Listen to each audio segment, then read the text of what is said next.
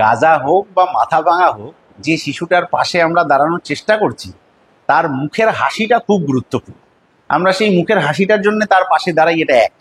দ্বিতীয় কথা হচ্ছে ভোটের রাজনীতি। হ্যাঁ, ভোটের কিছু নিজস্ব অঙ্ক আছে, কিন্তু এই বামপন্থীরা, তারা যখন 59 সালে খাদ্য আন্দোলন করেছিল, তারা যখন 1 পয়সা ট্রাম্প ভাড়া বৃদ্ধির বিরুদ্ধে আন্দোলন করেছিল, তখন ওইটা টার্গেট করে করেনি যে আমি এটা 59-এ করছি তাহলে আমি 62-তে সরকারে চলে আসবো।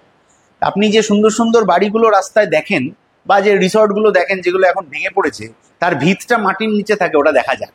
কিন্তু মাটির নিচে ওই ভিতটা অত গভীরে গেঁথে না দিলে আসলে সুন্দর চকচকে বাড়িটা উঠবে না। আমাদের প্রজন্ম, এই সময়ের বামপন্থা আসলে ওই ভিতটা তৈরি করারই আমরা চেষ্টা করছি, যেটা অনেকাংশে হয়েছে। যেটা আসলে ওই সুন্দর বামপন্থাটা, যে বামপন্থা 77 থেকে 34 বছর নতুন নতুন ভাবনায় পশ্চিমবাংলাকে এগিয়ে দিয়েছিল, সেটা আবার ভবিষ্যতে এগিয়ে দেবে, 26-এর পরই এগিয়ে দিতে পারে, তার ভিত তৈরির কাজ আমরা ওই সময় থেকে শুরু করেছিলাম। সে কাজ প্রায় শেষ। আর এইগুলো আসলে ভিত তৈরির কাজ। ওই ভিতটা না থাকলে আমরা দাঁড়িয়ে থাকতে পারবো না। তো কালকে তৃণমূল সরকার থেকে চলে গেলে কটা লোক তৃণমূল করবে? কর্পূর আগে উবে যাবে না তৃণমূল আগে উবে যাবে, কোনো হিসেব নেই।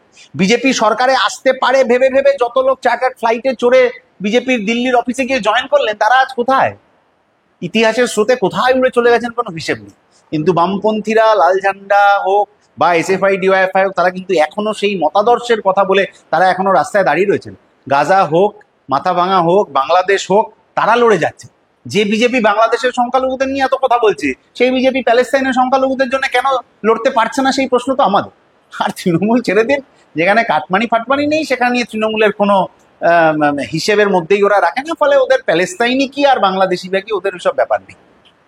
ধর্মীয় যা রীতিনীতি পালন হয় পশ্চিম বাংলায়, সেটা তো 2011-র পর থেকে হচ্ছে না, 77-এর পর থেকেও হচ্ছে।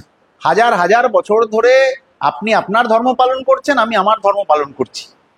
আমি নাস্তিক, সেটা আমার অধিকার। আপনি ধর্ম বিশ্বাস করেন, সেটা আপনার অধিকার।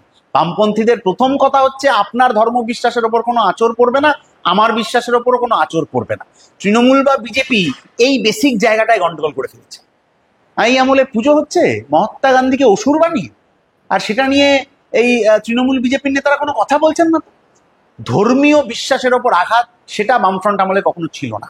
বামফ্রন্ট আমলে কোনোদিন আপনি দেখেছেন নাকি পুলিশ কারুর পুজো বন্ধ করতে যাচ্ছে, ভিড় বাদিকে ঠেলে দিচ্ছে, ডান দিকে যাবেন না, ভিড় আবার সে আবার বলছে আমি তাহলে ভাষণ দিয়ে দেবো। এই যে সব তরজা, এগুলোর সাথে তো ধর্ম বিশ্বাসের কোনো সম্পর্ক নেই। এই তরজাগুলো কেন করা হয়েছে তারাই জানেন, যারা করেন। কিন্তু বামফ্রন্ট আমলে কোনোদিন কোনো পুজো বন্ধ ফন্দর চেষ্টা হয়নি। ধর্মীয় বিশ্বাসী মানুষ বিনা বাধায় তার ধর্ম পালন করতে পারবেন, এইটা বামফ্রন্টের কথা। এবং বামফ্রন্ট যখন সরকারে আসবে, তখন এই ভাবনাই মানুষের মধ্যে ছড়িয়ে যাবে।